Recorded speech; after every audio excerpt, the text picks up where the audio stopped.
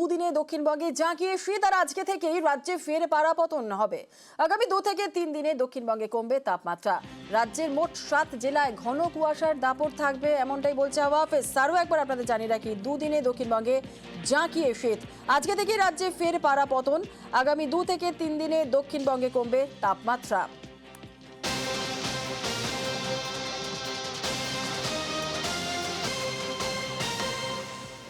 সরাসরি আমাদের সঙ্গে রয়েছেন আমাদের প্রতিনিধি সান্নিক ঘোষ। চলে যাব সান্নিকের কাছে। সান্নিক, আগামী 2 থেকে 3 দিনে দক্ষিণবঙ্গে কমবে তাপমাত্রা এবং রাজ্যের মোট 7 জেলায় ঘন কুয়াশার দাপট দেখা দেবে।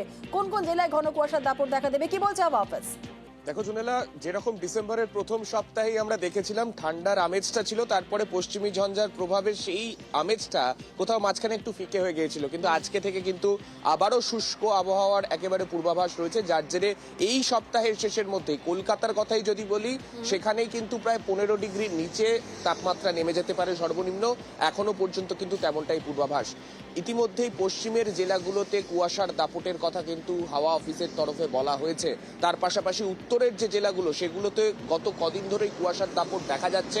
গতকাল মারাত্মক কুয়াশা ছিল, আজকেও সেখানে ঘন কুয়াশার দাপট কিন্তু রয়েছে। পাশাপাশি দক্ষিণে আজকে কলকাতার কথা যদি বলি, কলকাতাতে আজকে সকাল থেকে ফাঁকা জায়গা যেগুলো, অর্থাৎ ময়দানের দিকে, এই সমস্ত জায়গায় সকালে বেশ ভারী কুয়াশা ছিল এবং এখনো পর্যন্ত সেই কুয়াশার প্রভাব কিন্তু কাটেনি। এখনো পর্যন্ত যা অবস্থা, তাতে যত বেলা বাড়বে একটু রোদটা হয়তো উঠবে, কিন্তু রাতের দিকে কিন্তু তাপমাত্রা অনেকটা নামতে পারে। প্রায় একদিনের মধ্যে, গতকালের থেকে আজকের মধ্যে সর্বনিম্ন তাপমাত্রা প্রায় 2 ডিগ্রি সেলসিয়াস কমে যাবে শহর কলকাতায়। এখনো পর্যন্ত কিন্তু তেমনটা বলা হয়েছে। উত্তরের জেলাগুলোর কথা যদি বলি, উত্তরে ইতিমধ্যেই আমরা জানি দার্জিলিং এর দিকে দার্জিলিং জেলাতে তুষারপাতের শুরু হয়ে গিয়েছে।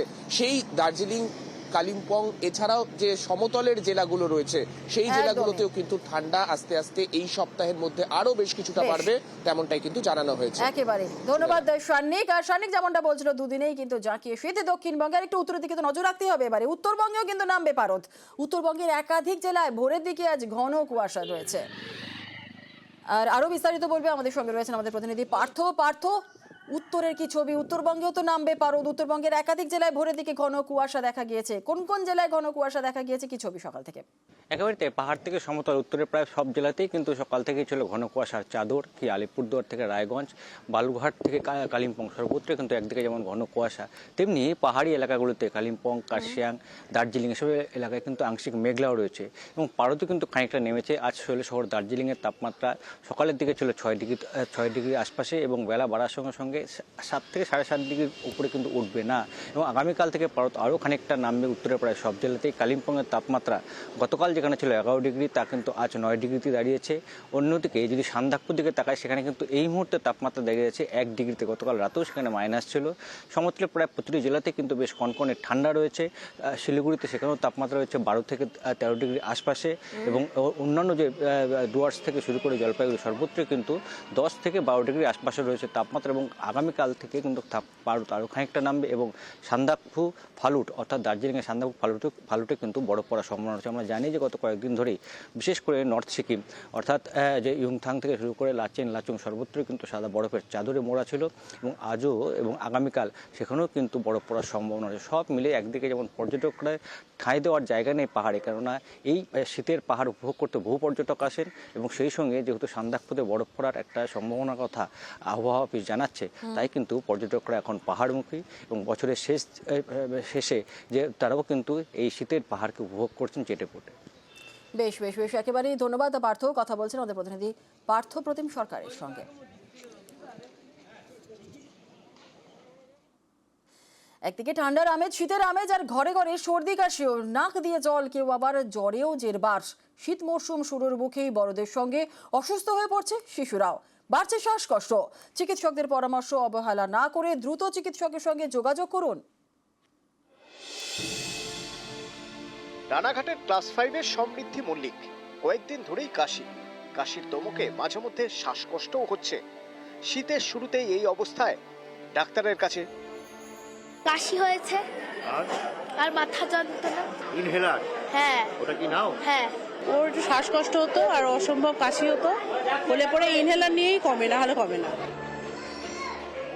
একই অবস্থা পার্ক সার্কাসের আরমান মালিকেরও। কাশতে কাশতে পুরো নেতিয়ে পড়েছে। ঠান্ডা লেগে গেলে মানে নাক জাম হয়ে যায় আর মানে শ্বাস নিতে কষ্ট হয়। বলছেন ইনহেলার এর ইউজ হয়, বলছে না ওই ইনহেলারটা এখন ইউজ করতেই হবে ওনাকে।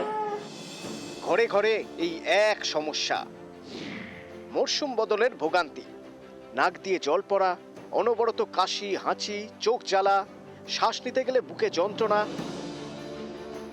শ্বাসনালীতে অ্যালার্জি, ঠান্ডা লেগে শ্বাসনালীতে মিউকাস। শিশুরোগ বিশেষজ্ঞরা জানাচ্ছেন কালীপুজোর পর বাতাসে দূষণ মাত্রাতিরিক্ত থাকায় আর তার সঙ্গে ঠান্ডা ঠিকমতো না পড়ায় এই অবস্থা। শ্বাসকষ্টের জন্য অনেক শিশুকেই ইনহেলার দিতে হচ্ছে।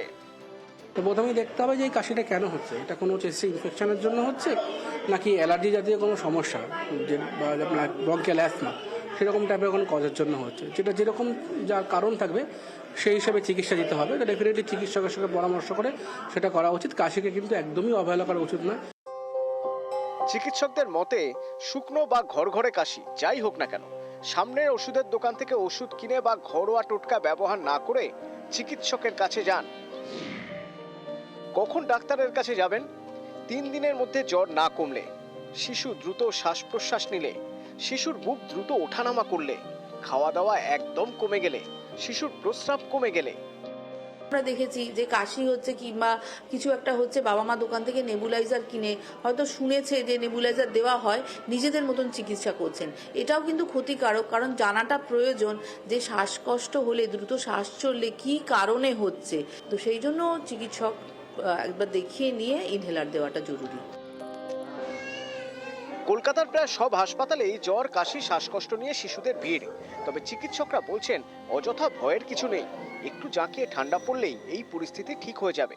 তবে শীত যাওয়ার মুখে ফের এই অবস্থা হতে পারে, ফলে সচেতন থাকতে হবে। শিশুর কাশি থামাতে কি করবেন? খুব গরম লাগলে এসি নয়, বরং ফ্যানের স্পিড বাড়িয়ে দিন। সারা রাতই গায়ে পাতলা চাদর রাখতে হবে। হাঁপানির সমস্যায় ইনহেলার রাখতেই হবে। শিশুকে রোজ স্নান করান। ভিটামিন সি যুক্ত ফল, মৌসুমী শাকসবজি খেতে হবে। অভিজিৎ চন্দ, নিউজ 18 বাংলা। পৃথক কোচবিহার রাজ্যে দাবিতে রেল অবরোধ। গ্রেটার কোচবিহার পিপলস অ্যাসোসিয়েশনের ডাকে রেল অবরোধ। গতকাল রাত থেকেই হাজার হাজার জড়ো হন অ্যাসোসিয়েশনের সদস্যরা। পৃথক কোচবিহারের রাজ্যের দাবিতে রেল অবরোধের কর্মসূচি। গ্রেটার কোচবিহার পিপলস অ্যাসোসিয়েশনের ডাকে রেল অবরোধ। কোচবিহারের জোড়াই স্টেশনে এই অবরোধ। সকালে ছবি দেখছেন, হাজার হাজার অ্যাসোসিয়েশনের সদস্যরা গতকাল রাত থেকেই তারা জড়ো হন। পৃথক কোচবিহারের রাজ্যের দাবিতেই তারা রেল অবরোধের কর্মসূচির ডাক ডেকেছেন। আজ কোচবিহারের জোড়াই স্টেশনে এই অবরোধ কর্মসূচি পালন করছে তারা। বাংলা অসম সীমানা জোড়াই স্টেশনে সকাল থেকেই অবরোধ।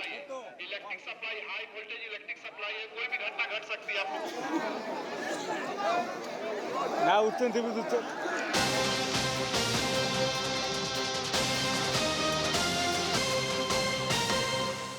আর সরাসরি গ্রাউন্ড জিরোতে চলে যাবো, আমাদের প্রতিনিধি শুভঙ্কর আমাদের সঙ্গে রয়েছে। শুভঙ্কর, পৃথক কোচবিহারের রাজ্যের দাবিতে রেল অবরোধ গতকাল রাত থেকে, তুমি কিছুক্ষণ আগেই জানাচ্ছিলে গতকাল রাত থেকেই হাজার হাজার এই সমর্থকরা তারা জড়ো হন। গ্রেটার কোচবিহার পিপলস অ্যাসোসিয়েশনের ডাকে রেল অবরোধের কর্মসূচি আজ তাদের। এই মুহূর্তে সেখানকার কি ছবি? হ্যাঁ জুনেলা, দেখো এদিন সকাল থেকেই গ্রেটার কোচবিহার পিপলস অ্যাসোসিয়েশনের হাজার হাজার সমর্থক এই জোড়াই রেল স্টেশন, যেটি অসম বাংলা সীমান্তের একদম শেষ প্রান্তে, সেখানে এসে হাজির হয়েছেন। তারা এই যে এই রেলপথে বসে পড়েছেন। বসে পড়ে তাদের যে দাবি, অর্থাৎ ভারত ভুক্তি চুক্তি অনুযায়ী পৃথক কোচবিহার রাজ্যের দাবিতে তারা আন্দোলনে সামিল হয়েছেন। গতকাল রাত থেকেই তারা এই জোড়াই রেল স্টেশন সংলগ্ন এলাকায় হাজির হয়েছিলেন এবং আজ সকালে তারা আন্দোলনে নেমেছেন। ইতিমধ্যে আমি তো ক্যামেরা পার্সনকে বলবো, দেখো যে রাস্তার যে রেল লাইন রয়েছে সেই রেল লাইনের ধারে কিন্তু হাজার হাজার কর্মী সমর্থকরা হাজির হয়েছেন, তারা বসে রয়েছেন। আমরা একটু কথা বলে নেব একজন গ্রেটার কর্মীর সাথে, যে আপনাদের দাবিটা মূলত কি রয়েছে, কি দাবিতে এই আন্দোলন? আচ্ছা, ধন্যবাদ। ঘটনা হলে আজ যে 11 ডিসেম্বর, আজকে মূলত দুটো দাবি, যে জননেতা মাননীয় বংশীবর্ধন বর্মন ডাঙ্গুরিয়ার নেতৃত্বে যে ভারত ভুক্তি চুক্তি, যে মার্জার এগ্রিমেন্ট, যে ভারত ভুক্তি চুক্তির পরিষ্কার উল্লেখ আছে যে গ্রেটার কোচবিহার গ শ্রেণীর রাজ্য, তা বাস্তব রূপায়ণের বাদে। আর যে রাজবংশী যে ভাষা, এই ভাষাটার সংবিধানের 8ম তফসিলত অন্তর্ভুক্তির দাবি নিয়ে এই দুটো দাবি। এই দুটো দাবি যতক্ষণ না পূরণ হবে এই আন্দোলন চলবে জননেতা মানিক বংশীবর্ধন বর্মন ডাঙ্গুরিয়ার নেতৃত্বে।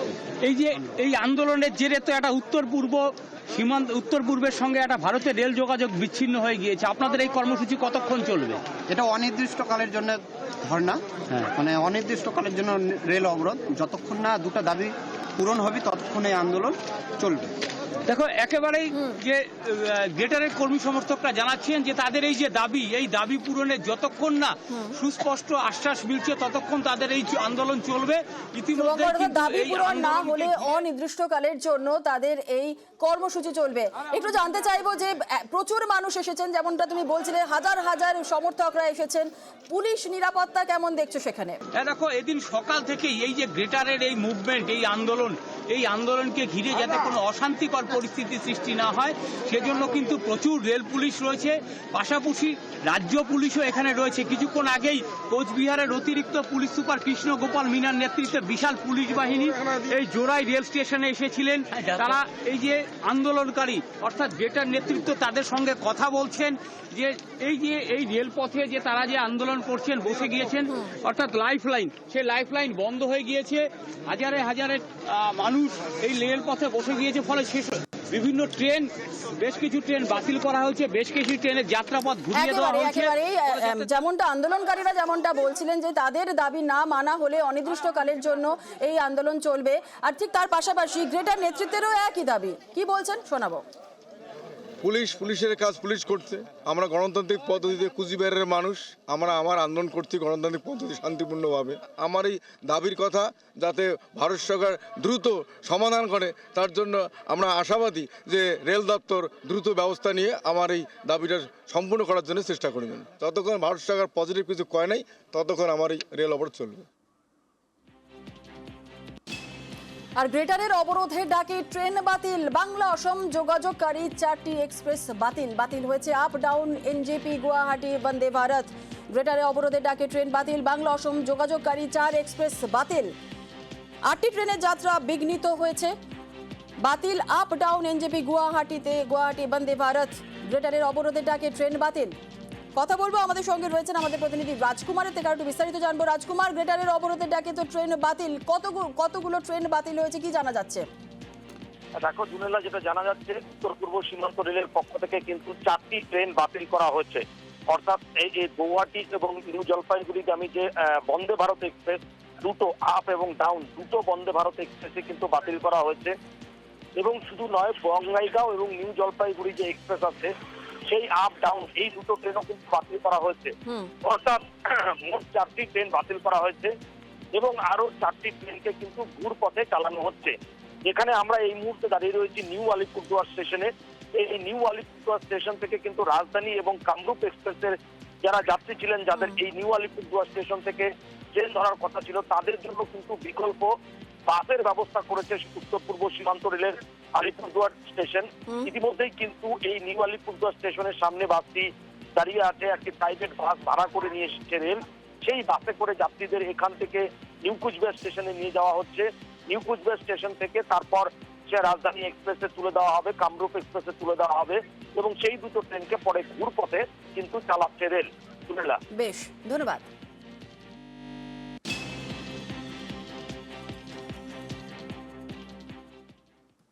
তোলাবাজি লুকোতে মারধর পুলিশের। নদিয়ার পলাশীতে চাঞ্চল্যকর অভিযোগ, তোলাবাজির ছবি তোলার সন্দেহে সেখানে মারধর করা হয়। থানায় নিয়ে গিয়ে যুবককে মারধরের অভিযোগ খারিজ মীরাফাড়ির আইসির। কি অভিযোগ করেছেন শোনাবো। জাগিনগর উত্তরপাড়া থেকে ফুলবাগান মোড়ের দিকে যাচ্ছিলাম, সেই সময় গত 2 তারিখে, এই মাসের 2 তারিখে যাচ্ছিলাম, তখন মীরা আরোপির ফাঁড়ির পুলিশ অফিসার অরুণবাবু ট্রাক থেকে টাকা তুলছিল। সেই সময় ওনারা মনে করছে যে ছবি তুলছে বা ভিডিও করছে, কিন্তু ভিডিও বা ছবি করি না আমি। আমাকে বেধড়কভাবে 3 জন অফিসার মিলে বেধড়ক মেরেছে। অরুণবাবু প্রথমে মাইতে নিয়ে এসছে এবং ওবায়দুর বাবু কানে লাথি মেরেছে এবং সঞ্জয় বাবু কানে লাথি মেরেছে এবং বুকে ফুটবলের মতো যে মারে সেভাবে মেরেছে। যদিও সমস্ত অভিযোগ অস্বীকার করেছে পুলিশ। না, কোনো মারধর করা হয়নি। আমি ওখানে আসা হয়েছে, নিয়ে এসে বেলবন টেলবন করে মেডিকেল করেই ছাড়া হয়েছে। মেডিকেলে যেখানে ডাক্তারবাবু ক্লিয়ারলি লিখে দিয়েছে যে ও সম্পূর্ণরূপে ফিট। 24 ঘন্টা পর উনি ডাক্তার দেখেছে, 24 ঘন্টার মধ্যে কি হয়েছে না হয়েছে সেটা তো পুলিশের রেসপন্সিবিলিটি হতে পারে না, সেটা পুলিশ কি করে বলবে? না না, মারধরের কোনো ইনসিডেন্ট হয়নি আপনার।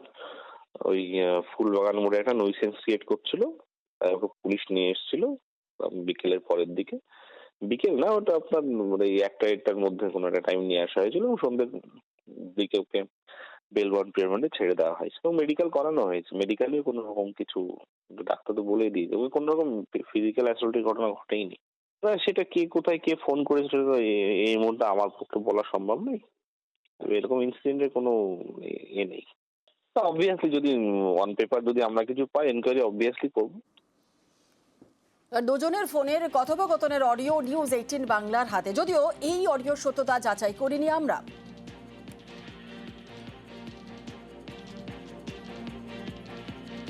যাই হোক, আপনার কাছে আমার একটা রিকোয়েস্ট আছে, আমি আপনার ছোট ভাই, যেটা হয়ে গেছে সেটা হয়ে গেছে, ফার্দার এটা নিয়ে আর কোনো বড় কিছু করেন না। আর একটা জিনিস হচ্ছে যে চিকিৎসা করেন, চিকিৎসাতে কোনো গাফিলতি রাখবেন না, যেটা খরচা হবে আমি দিয়ে দেবো। কারণ আলটিমেটলি কি হবে দেখেন, আপনারা করবেন, আমি কিন্তু সবকিছু কাগজপত্র রেডি করে ছেড়েছি, যে আমি মেডিকেল করে ছেড়েছি, তখন তো কোনো কিছু ছিল না। সুতরাং সেই জায়গায় যে আপনারা কোনো কিছু হবে, আমার কিছু হবে, সেটাও হবে না। কিন্তু আলটিমেটলি কি বলেন তো, আপনাদের সাথে একটা সম্পর্ক খারাপ হয়ে যাবে এই আর কি।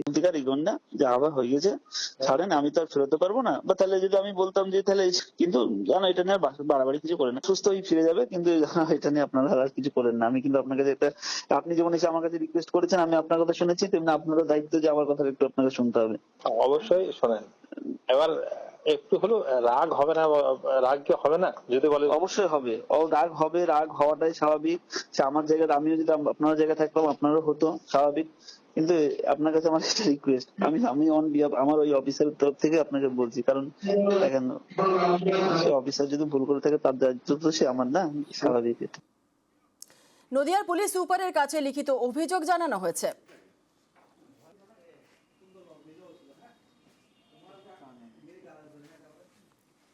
নড়বড়ে ছিল এই দিন কয়েক আগে সেই কাঠের সেতু ভেঙে বিপত্তি।